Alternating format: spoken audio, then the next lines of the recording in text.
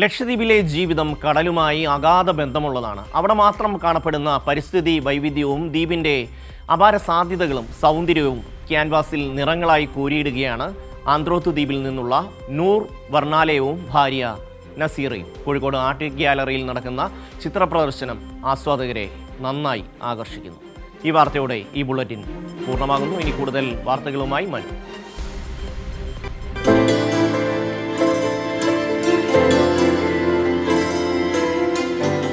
ലക്ഷദ്വീപ് എന്ന മരതകത്തുരുത്തുകളിലെ ജീവിതവും പ്രകൃതിയും സംവദിക്കുന്നത് സ്നേഹത്തിന്റെ ഭാഷയിലാണ്. ലക്ഷദ്വീപിൽ നിന്നുള്ള ദമ്പതിമാരായ നൂർ വർണാലയവും നസീറ വർണാലയവും ദ്വീപിനെ നിറങ്ങൾ കൊണ്ട് അടയാളപ്പെടുത്തുന്നു. കോഴിക്കോട് ആർട്ട് ഗാലറിയിൽ നടക്കുന്ന ഏക് ദുനിയ ലഹരോം കെ നീച്ചെ എന്ന് പേരിട്ടിരിക്കുന്ന ചിത്രപ്രദർശനം നഗരത്തിലെ കലാസ്വാദകരെ ആകർഷിക്കുകയാണ്.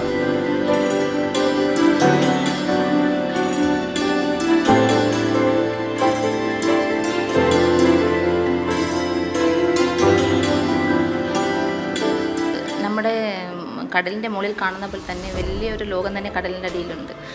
അപ്പോൾ അത് എല്ലാവർക്കും കാണാൻ പറ്റാത്ത ഒരു കാര്യമായിക്കൊണ്ട് ഞങ്ങളതൊന്ന് ക്യാൻവാസിലാക്കി കേരളത്തിൽ ഇങ്ങോട്ട് കൊണ്ടുവന്നാണ് അവരെ കാണിക്കാൻ വേണ്ടിയിട്ട്, ഇവിടെ ഉള്ളവരെയൊക്കെ കാണിക്കാൻ വേണ്ടിയിട്ട്.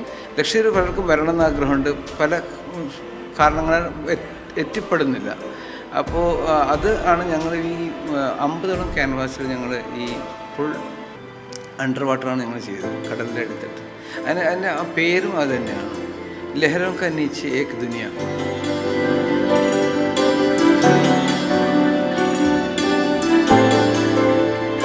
ദ്വീപിന്റെ പരിസ്ഥിതിയിൽ ഉണ്ടാവുന്ന മാറ്റങ്ങളും വരകളിലൂടെ ആവിഷ്കരിക്കാൻ ഇരുവരും ശ്രമിച്ചിരിക്കുന്നത് ക്യാൻവാസുകളിൽ കാണാം.